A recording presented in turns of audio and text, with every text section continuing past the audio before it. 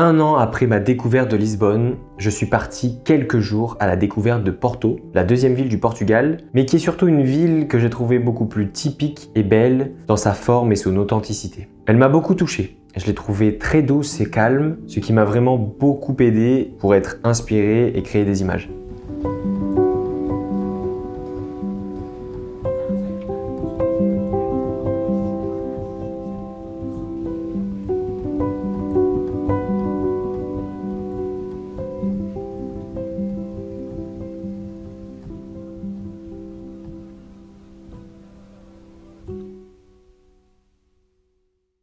C'est vrai que c'était pas très grand, j'ai vite fait le tour, mais vraiment le soleil à chaque fois qu'il tapait et qu'il illuminait toute la ville, c'était vraiment magnifique. En fait, je me serais cru dans un décor immense d'un film de Wes Anderson. Vraiment, l'architecture portugaise est sublime. À chaque fois, je me prends une claque et je l'ai trouvée beaucoup plus prononcée qu'à Lisbonne et beaucoup plus, on va dire, variée et diverse dans la façon d'avoir un petit peu tous ces petits carreaux et toutes ces couleurs. C'était un voyage ultra coloré et très chaleureux à vivre. Se perdre dans les petites rues, y découvrir un petit peu le vieux Porto et se balader au bord de la rivière pendant le coucher de soleil, c'était vraiment quelque chose de magnifique. Les lumières du soleil qui se reflétaient sur les façades et l'eau de la rivière, c'était vraiment quelque chose d'hyper impressionnant et vraiment un petit peu onirique. Et comme tout était assez calme et doux dans la manière de vivre cette ville, comme il y a un petit peu moins de monde et moins de touristes qu'à Lisbonne, c'était vraiment très apaisant et c'était vraiment un voyage et un moment assez unique et je trouve un petit peu parfait pour pouvoir conclure le dernier voyage que j'ai fait en 2024. Comme d'habitude à mon arrivée dans cette ville, je me suis dit est-ce que je vais être inspiré par son ambiance pour pouvoir créer des photos? Et je pense que je peux le dire, je l'ai été. Beaucoup d'éléments m'ont marqué, comme par exemple les marchés, il y en avait vraiment beaucoup, autant en intérieur qu'en extérieur, et ils étaient tous plus beaux les uns que les autres. En fait, le marché, j'aime beaucoup le découvrir à chaque fois que je vais dans une ville parce que c'est là où on y découvre un petit peu les vrais gens, les produits régionaux, l'ambiance. On voit un petit peu comment la ville se passe, je trouve, et dans sa manière d'être, dans son caractère, dans son charme. Et il s'y passe toujours aussi 1000 éléments à la minute, 1000 sujets, 1000 choses. Du coup, c'est vraiment un paradis à chaque fois pour faire des photos.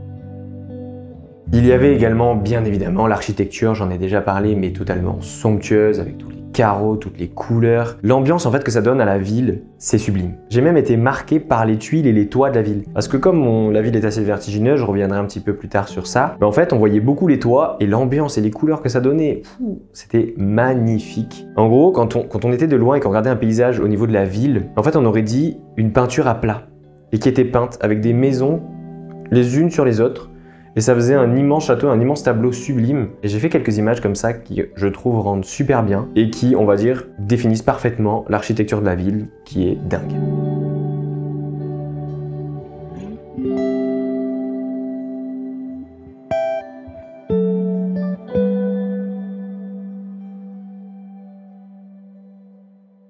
Pour la première fois dans ma photographie, j'ai eu des points de vue en hauteur. C'est vrai qu'en France, les villes sont pas non plus énormément vertigineuses. Et là, franchement, je vous le dis, Porto, faut avoir les jambes. C'est un petit peu comme à Lisbonne, il y a des pentes énormes de partout, il faut beaucoup marcher et il faut en avoir dans les jambes. Franchement, il faut vraiment en avoir. Mais du coup, ça permet, parce que comme tout est assez raide et petit, ça permet quand on est en hauteur, quand on arrive en haut ou avec les nombreux ponts qu'il y a aussi qu'on peut traverser, d'avoir des points de vue assez inédits. Donc oui, on voit un paysage magnifique en hauteur, mais quand on regarde directement en dessous, si on n'a pas forcément le vertige, on peut avoir des points de vue en photo et jouer avec l'architecture et des ombres et les gens qui sont en bas qui sont tout petits et créer en fait des scènes inédites que je n'avais pas forcément l'habitude de shooter. Et du coup, j'ai un petit peu checké une nouveauté dans la photo que j'avais du coup jamais expérimenté. Et j'ai très hâte de pouvoir découvrir de nouvelles villes ou de nouveaux endroits vertigineux comme ça, pour pouvoir jouer un petit peu avec ces auteurs-là, et du coup avoir de nouveaux sujets et de nouvelles perspectives que je pourrais agrémenter et tester dans ma photo.